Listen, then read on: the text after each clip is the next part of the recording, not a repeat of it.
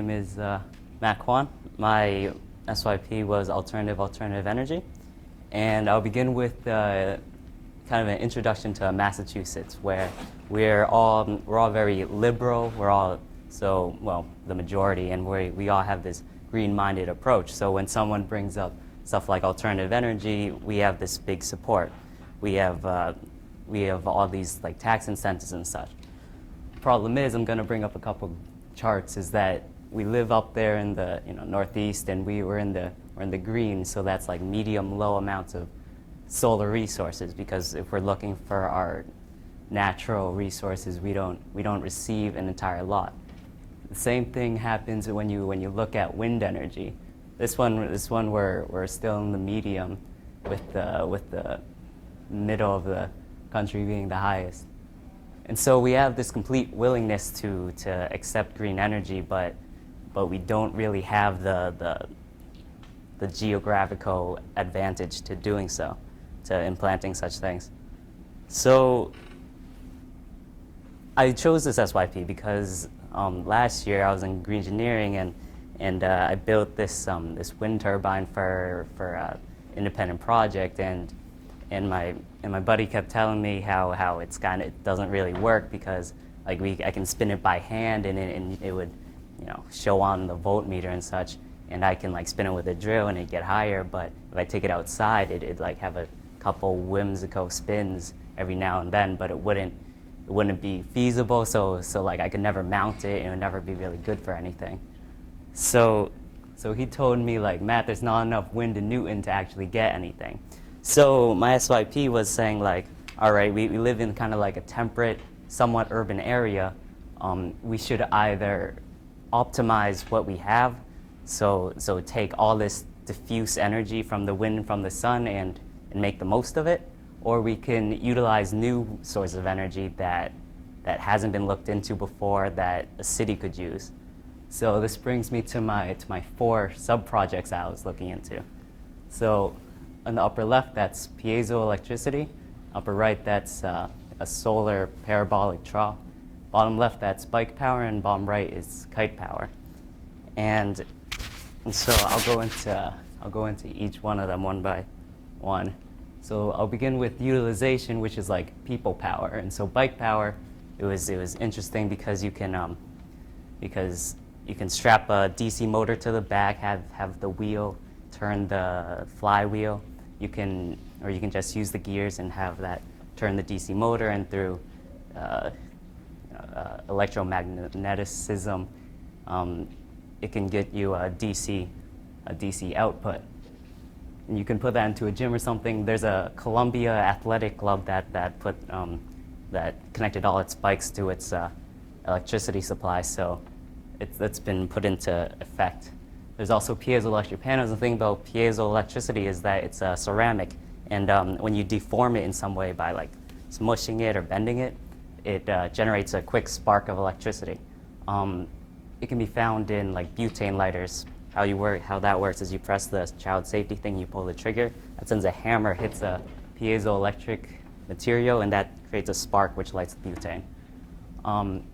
Piezoelectric panels can be put underneath like a railway or something. That's what the bottom left is. That's actually an Israeli company, Innowatek, that installed it under a railway, so that when trains go over it, they vibrate the piezoelectric material, and it sends it to power lighting and such. You can put it underneath, say, a stairwell, very crowded stairwell, and so when people step on it, it keeps smushing the ceramic. We can put it underneath like the subway floors, anywhere that there's a large amount of foot traffic or even regular traffic. You can put it in busy highways, and it wouldn't take up your gas mileage or anything. So that was very interesting to look at, but I didn't include in my research paper, as the abstract says, because the thing about bike power is that it's not very passive, and it's very localized. So you'd power a room or an appliance or something, and you'd feel good about it, because like I'm not just spinning, standing here, sitting here. But it's not making energy in the background. You have to be right on it. Same thing with, well, not the same thing with piezoelectric panels, but the thing about that is it's not really worth the amount of infrastructure that we have to redo in order to install it. The demonstrations I've seen with Innovatech and with other like university students that's been working with piezoelectric panels for like their senior project. I know WPI had a nice, I think that was their winner of their senior design project of people that made piezoelectric panels. It's a nice concept, but what they always show is they only show like people stepping on it, having like LEDs behind them saying like green energy or something like that. It's not going to power our future. So that's why I didn't focus on my research paper. Rather, I focused on utilization. So that means Kite Power and concentrated photovoltaics. So this is Kite Power right here. This is a picture of, well, it's an artist rendition of what researchers at the Delft University in the Netherlands would make. The idea behind this is that instead of sending up a tower of steel to bring a turbine as high up as you can, instead you'd have a tight steel cable to bring up kites and have it spin a DC motor on the ground. Or you can attach a motor to each one of the kites and have that spin, but I don't see that being working as well. So this is what university students were planning. I don't think they haven't implemented it yet. This works really well because the main drawback to wind turbines is that they make it as tall as possible to get as much wind as possible, but it becomes a safety hazard and it loses its economic profitability if you keep building it higher. The wind velocity gets much higher as you go higher up. And that's the main component of what generates electricity. There's actually an equation. It's like P max equals 1/2 CdAV cubed, and that's like, and C is a constant, D is density, A is the area swept by the blades, and velocity is cubed. So if you maximize your velocity, that's the secret of getting more and more power into your kite. So that addresses one of the major drawbacks of wind turbines. It's major like bottleneck. Problem is that it's more flimsy. So like in rainstorms it should be taken down, even though it actually has to be taken down. And the thing about wind turbines is they can't operate in storms either. They get to a set max speed or else it gets dangerous. But they don't have to be taken down, of course. They keep spinning, but they stop generating electricity. It's the same thing, but the thing is you need people to watch it. You can't set it out into the ocean or anything. Birds might come into contact with it. You need to protect the kite against the bird more than the bird against the kite, so to speak. And so you need like radar systems, and you need flight control so that it goes the correct direction around its motor. I'll go into concentrated photovoltaics now. This is a picture of a setup in Australia. I think as a bunch of those, they get 350 megawatts. Concentrated photovoltaics knocks out the main cost in solar panels, which would be the solar silicon, because they need to be processed to such a high grade that it becomes hard to keep it economically feasible. So instead of just a bed of high-grade silicon, instead you'd have mirrors like glass or something that would be in a parabola. And in pre-calculus you learned that parabolas have a focus, and when direct rays come in, they all bounce and hit that one focus. That's what's going on right here. So that could work in like a place like Massachusetts, say, where you don't have a ton of sun, so you need to gather all this diffuse sun and point it to an area. Problem is, in a hot area would be overheating, because they say like a concentration ratio of like 3 suns or more, it'll heat up and it would damage the cell. So what people often do is instead they do a parabolic trough and have a water pump system where it heats up the water and it goes to a steam turbine. But that's for like a desert, say. That's not what I was looking into. I was looking into temperate areas, see if this could work. So that's what I focused my field work on, actually, as you can see, because I thought like for this to compete in like a city area, then it'd have to compete with like rooftops and such. So like a what's it called, satellite dish works in a very similar manner, because it's a parabolic dish. How it works is that the satellite transmits stuff and it bounces off and it gets connected to a receiver. That goes to your TV. So if you can mount a satellite dish on your rooftop, like almost every household does, then you can try this out. Kind of. So there's a place for it, just like there's a place for solar panels. So here's my thing. This is it's coated in Mylar because it was easier to work with than like tinfoil or something. It's pressed up somewhat close. I wish I could have pressed it up closer, but it was kind of hard to work with. This is a $9 6-volt solar cell that I got from Radio Shack, and down here is a antenna rotator that spins around. So like as from day to night, it goes from, I believe, east to west. So you go, I'll show you right now. Ooh. And so with like a little electrical engineering, you can make this automatic. Right now I don't have it anchored down, which is a big problem right now. But you can have this spin every like couple hours or so.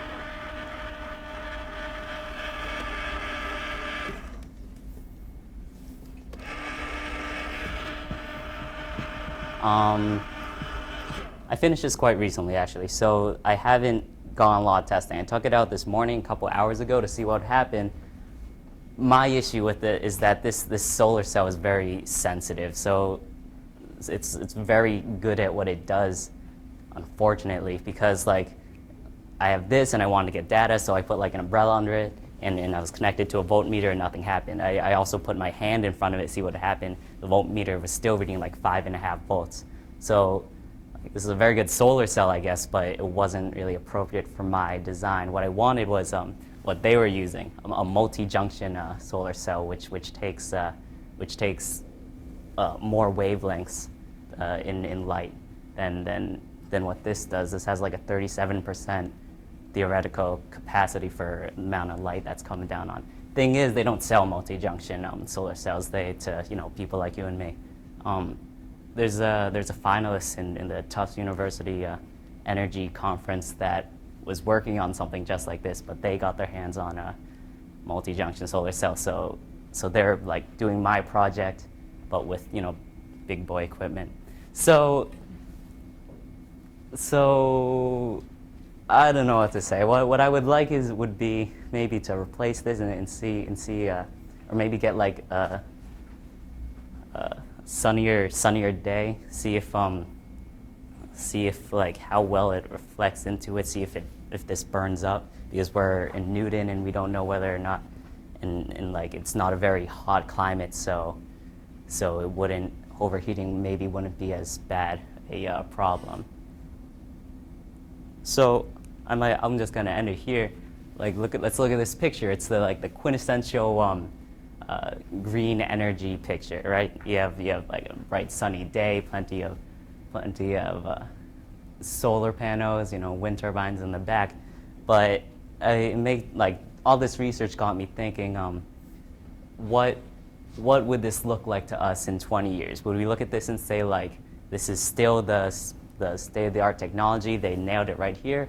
Probably not. I would expect the market to say to them to evolve these technologies, go from maybe not to concentrated photovoltaics, maybe not to kite power, but something different, because these are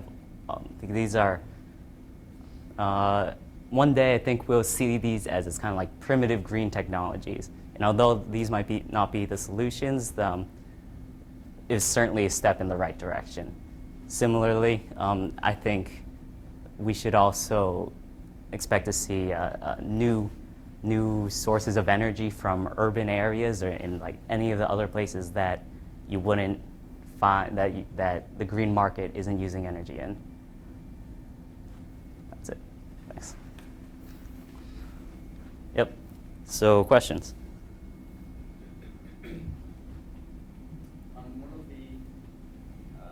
One of the previous slides you had, I think you said it was an array in Australia, that one. Yep.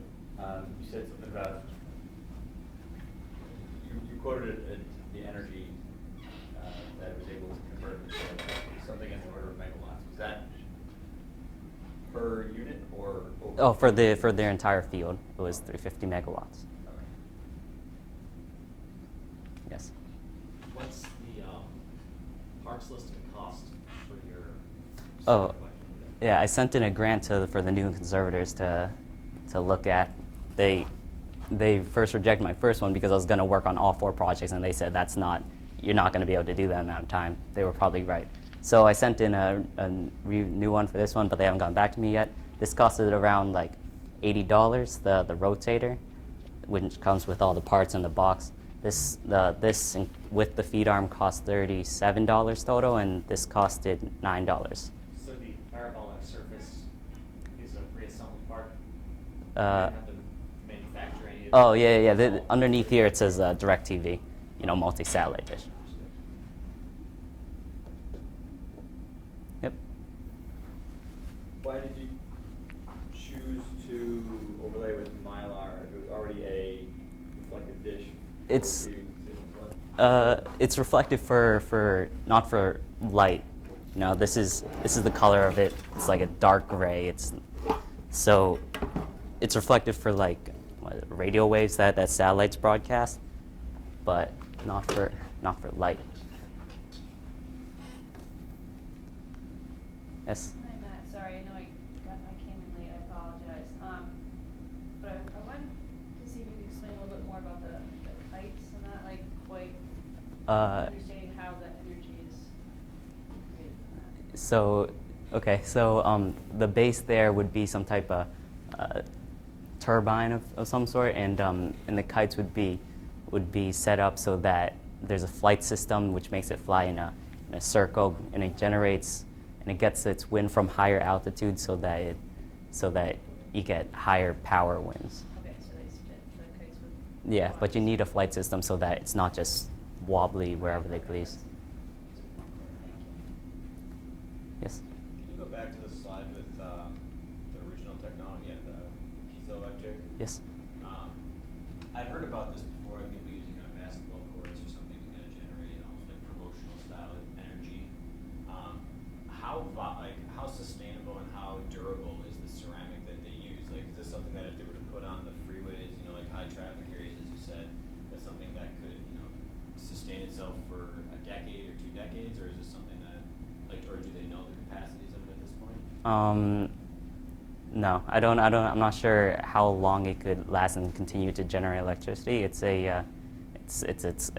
chemical properties that makes it do so to generate electricity. I would hope that it does last a long time if they're willing to dig up a highway. Innowatek has done this, has actually put this into effect, so they must be somewhat confident that it'll last a while because they dug up a highway and they've dug up this railway.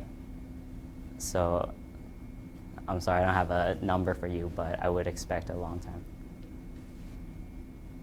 Yep. Has doing this research changed your opinions on renewable energy in any way? Do you see it as, maybe a futile approach because it seems that we can't really squeeze as much energy out of it as we want, or do you think it's a better approach? And if your opinions did change, it may be very optimistic when I started learning more about like piezoelectric panels, which I never heard about before, and the fact that like multi-junction cells, saying that we have all this room for improvement. But I was looking into whether the green market could come into Newton or like temperate areas in the Northeast, and I didn't see it happening for either of these technologies really, because they all have their own small problems with them. I did a lot of research around a lot of different technologies to see which ones I should focus on my SYP. Everyone has their own small idea, and I really think that we're moving in a very progressive manner towards the future of green technology. I'm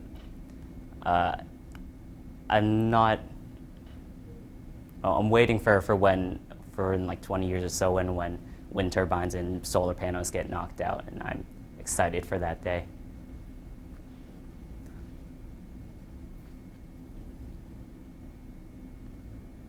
All right, so if that's everything, then yeah. Thanks, guys.